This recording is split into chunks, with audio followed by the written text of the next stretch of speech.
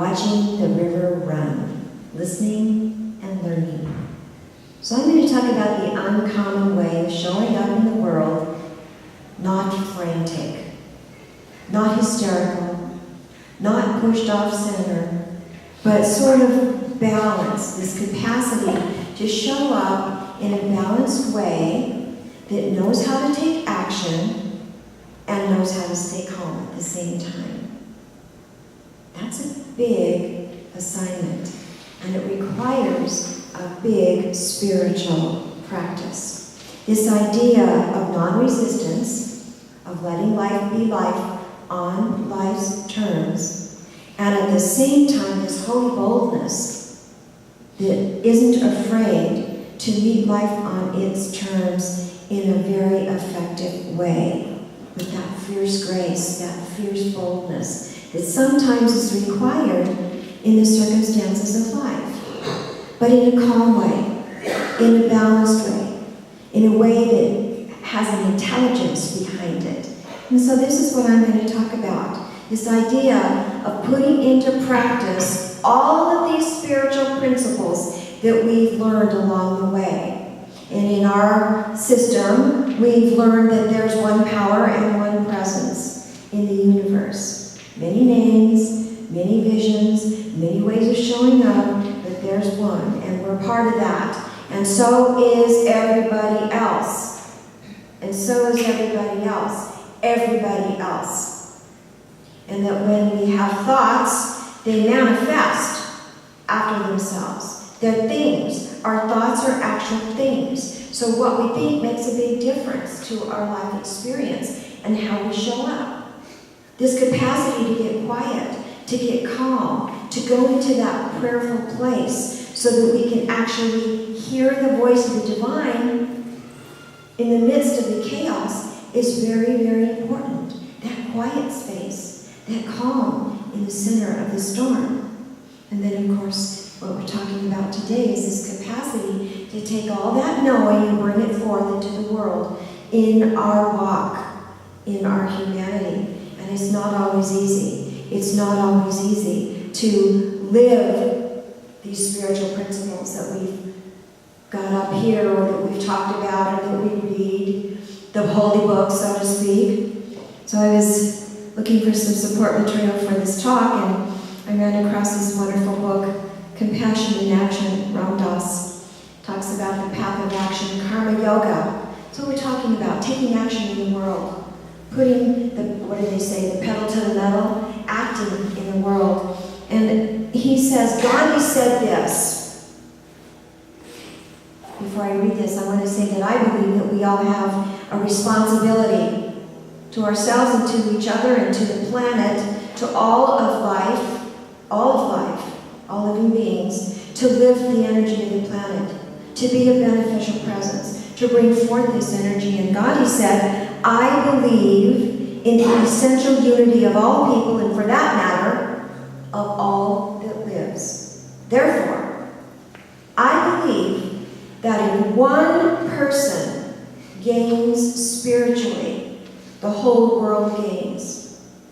And if one person falls, the whole world falls to that extent. What we have to give is who we are. When we're kind and forgiving toward ourselves, we are more relaxed and happy and better able to be loving toward others. As we grow, we become pure instruments for change. We become hollow reeds for the healing music of life. I think that's what we're called to do, to be hollow reeds for the healing music of life. And in order for us to do that, we've got to be calm enough to respond and not react, to catch ourselves in that reactive state. And so it requires us to stay very prayerful with our life. When I say prayerful, what I mean by that is connected. Pray unceasingly so that we're always connected with that awareness, that spiritual awareness that, oh yeah, this is not all there is. There's something more. I am more than just this human self. I am the energy of the allness of God expressing. I am that. And guess what? I got to move my feet. I got to do what he's wanting to do. But I better come from that intelligent place that knows who and how and what it is. I'm called to become a pure instrument, like Gandhi said, for the activity of the divine to move through me, to express through me. I picked this image of the Buddha's feet because there is the idea, and this is our commission too, that everywhere the baby Buddha stepped, flowers and fragrance sprung up behind him. That's what we're to do. We're going to walk in the world in a way that allows the fragrance of life to be sweet, and that flowers and beauty unfolds everywhere we go. And we've got to be calm enough, present enough to actually know that so that we can live it in the moment, so that we can respond to life with love, with kindness, because life is always going to show us how icky it can be. Have you noticed that? All you needed to do was turn on your television this morning to get a feeling for that, you see. And this song, this idea of standing back and watching the river run, watching life be life on life's terms, and listening and learning and paying attention so that when we do take action, it's going to be beneficial, so that we act from the deepest understanding of our spiritual principles, of what life really means, of what this purpose is. I was listening to the radio yesterday. Bob, you'll relate to this. I was listening to a radio piece on training Marines, and I thought, you know what? That's what we need. Marines train for a bias for action, don't they? A bias for action. So that they're trained that no matter what, they take action. And they train hard, and when they're in basic training, I love the terminology, they don't want any wet socks hanging around. They want these Marines to be trained for action, and I believe that's what we are to do. We are to have readiness training for action so that we bring forth this spiritual awareness no matter what, no matter how it shows up, so that we have this understanding of what is skillful, what is appropriate, what is the highest, holiest response in that experience. And lots of times it's not so much what we do, but it's how we do it. And often that's the road less traveled. It's the uncommon way. We had an incident in our home this week. My son David was there, and we have some domestic violence issues with my daughter and granddaughter.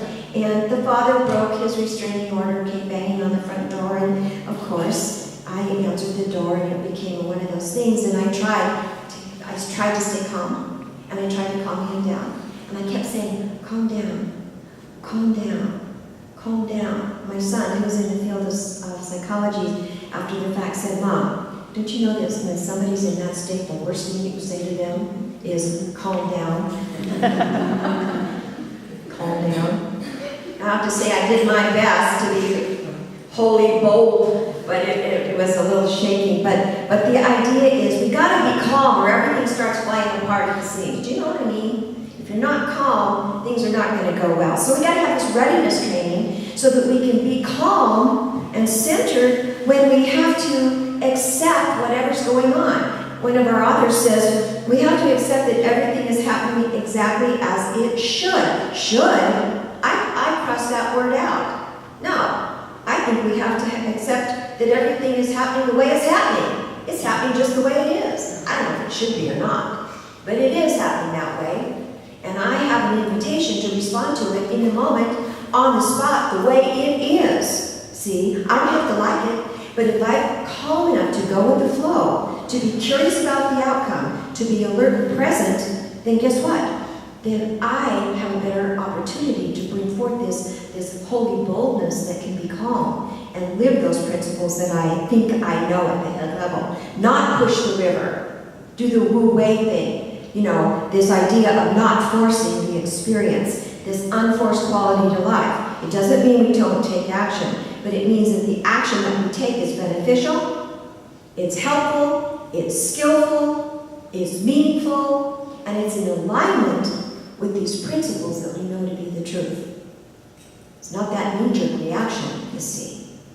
And when we do that, we do exactly what Glenda said. We live that personal integrity that is based on all these spiritual principles that we talk about. We got to live them. We got to live them. And I love this invitation from one of our authors. He says, it requires that we have a sincere intention to respect each passing moment. Isn't that interesting? Respect each passing moment and maintain our composure in the middle of whatever is going on. So I was thinking about, we've got 7 cats at the house, and I was thinking about, I think this holy boldness looks like a cat. It looks like a cat. Do you ever watch a cat? Mostly what it does is sit around and watch what's going on. And then, when something grabs its attention, guess what it does? It gets up and chases a spider. Gets up and, goes and licks its paw or goes and eats. But it mostly sits around and waits and watches. Waits and watches very calmly. I think that's our invitation. Sit around, wait and watch, be very, very present, have deep respect for the moment, maintain our composure right in the middle of all of it, and then when something gets our attention, have the capacity, be trained, have this readiness training to take action, move our feet, fully prayerful into that experience, whatever that is. Say yes to that thing. And you know what? Sometimes you got to see the humor. Sometimes you just got to see the humor in these things, right? See the grace in it. See how it's unfolding.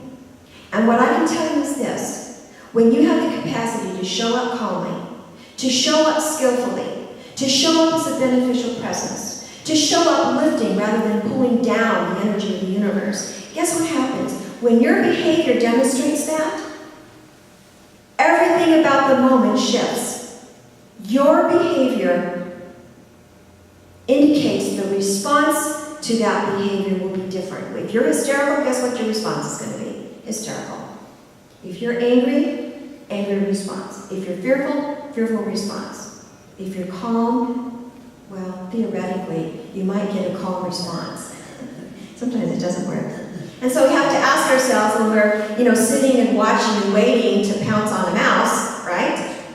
Am I breathing? Am I relaxed? Am I paying attention? Am I filled with grace? Am I ready? Am I ready? So we have to infuse every single moment with this meaning and this purpose and this resolve to pay attention and make that moment count. So here's your invitation. Well, first of all, your invitation is be like a cat. Be like a cat. Because who you are and how you are makes a difference in the world. Your energy, everywhere you go, you take a field of energy with you. And when you take that energy into any experience, it's either going to lift it or it's going to pull it down. And this is the deal. No one else can do your life the way you can do your life. Who you are and how you are is unique. Only you can live your spiritual awareness. Only you can live your truth. Only you can live your holy boldness. Your life is I love it. One of our authors says, your life is an art form. And your performance is unique. It's not like anybody else's. And you get to bring forth the uncommon way of your own understanding of the spiritual principles that we all talk about. We can't fix each other, and we're never going to be able to fix each other. And we're probably not going to fix a lot of the world's problems. But we can bring skillfulness and insight and holy boldness and a sense of calm into those experiences so that we can have the capacity to lift them up. We can give support, we can give care, we can give love, we can give prayers, we can give this courageous action that's based on this readiness training. It gives us composure, moment to moment to moment. Thank you for listening.